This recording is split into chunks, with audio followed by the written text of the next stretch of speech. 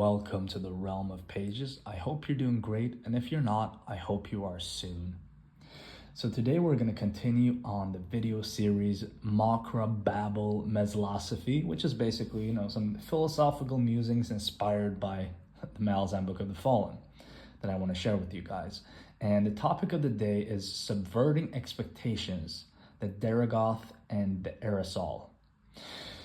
So before I get into the topic, I just want to say this is kind of spoilers for either House of Chains or the Bone Hunters based on how you see it. It's not spoilers for the stories themselves, but it's more like lore and history reveals of the distant past of the world, just so you know. So you might want to spoil it, you might not. It's up to you.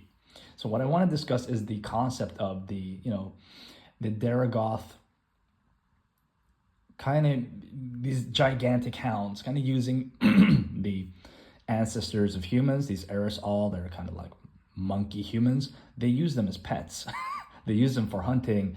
They're just much bigger than them, and it's quite the opposite. Just like the way humans use dogs as pets and for hunting, and it's very disturbing to think about that. So the roles are switched, and this is how it was in a distant past in Malazan. And this made me think about this comic series, which is The Sandman, very famous one.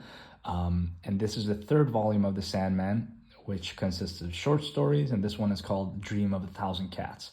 It's one of my favorite stories of all time because it's thought-provoking in the same way. And I'm not going to spoil it more than I think this is the most important part of the story. But there is basically a time in the past where cats used to be much larger than humans, and they used to eat them in this story. And this is how it's visualized. They were their pets. They used to groom them. They used to play with them, hunt them. It was a whole thing.